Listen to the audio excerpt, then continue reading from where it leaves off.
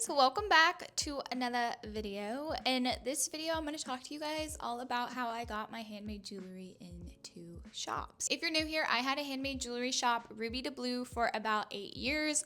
I closed it down because your girl got burnt out. I have a whole video sharing with you guys why I did this and my whole story if you guys want to check it out. And I've been shop free for about 4 years, which is wild. And during that time I decided to start up this channel where I kind of just share with you guys all my experiences of what I went through, what I've learned. I also teach you guys how to make the jewelry that I used to make and teaching you guys how to make all the new things that I'm learning how to make, like gemstone rings, gemstone pendants, and all that good stuff. So if you are interested in learning how to make jewelry, I have courses and an online jewelry school and all that good stuff. But recently I started really honing in on sharing with you guys a lot more about the small business side of running a handmade jewelry business and kind of just all my experience. You guys have really been enjoying this Yap series on Instagram. I thought I would kind of bring it over to YouTube and start just kind of elaborating on those topics. So one of the most popular topics in that series was how I got my jewelry into shops. So I'm just gonna kind of share with you guys how I did that,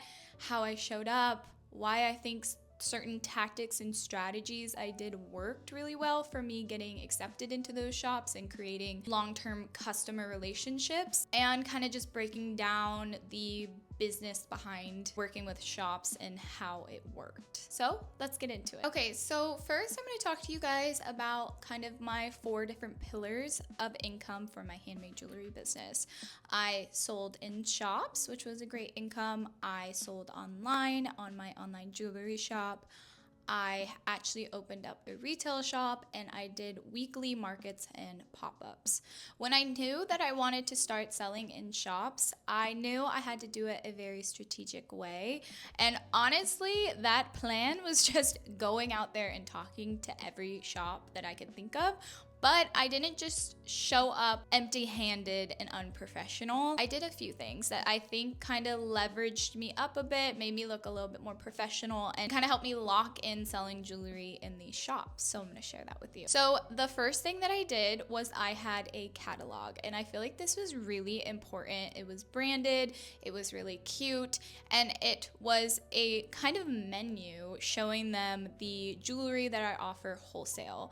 And this collection was really a strategic collection that I wanted to offer as wholesale because they were easy to make, they had high profit margins, and they were my best sellers. So I kind of put together this collection, put it into a catalog, and I showed it to these shops. So it was really easy for them to purchase from me, understand the jewelry that I sold, and I also made sure that my branding and packaging was like included with the jewelry. So I created earring cards and necklace cards that I made sure looked so good in shops, and I also made sure that these displays were so easy for these shop owners just to prop my jewelry up and display my jewelry and sell them. I didn't want them to feel like they had to buy jewelry T-bars or do anything that they didn't want to do. They could if they wanted to, but I kind of provided the display of my jewelry for them, if that makes sense. And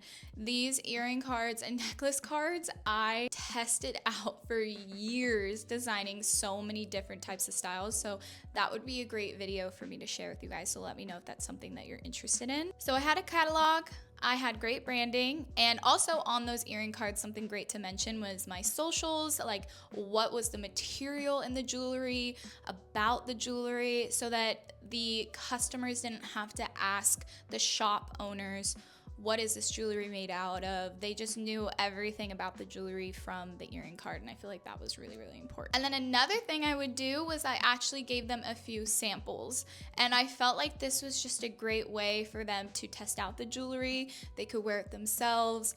So that's how I would show up to shops and kind of pitch myself. I would also do a little bit of research before I pitched to a shop. I would go into the shop, I would see what kind of jewelry they were already selling.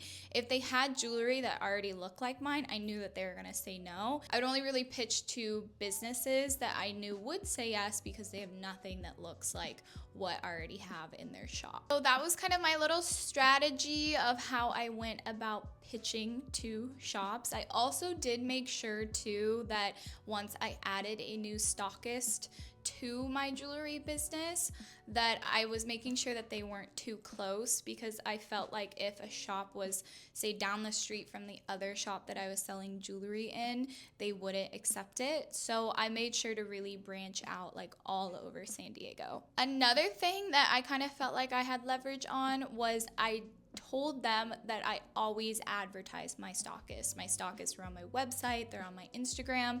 So I felt like I was able to really bring them traffic to their shops, which was definitely a win-win for both of us. So I always pitched that to them, which I thought was just some leverage to get accepted on this customer collaboration. Okay, so now that's how I pitched it. Say they say yes, what do we do next? In part 2, I'm going to talk to you guys all about how I actually sold my jewelry to shops, like wholesale, consignment, and all those things. So make sure to subscribe, and I'll see you guys in the next video.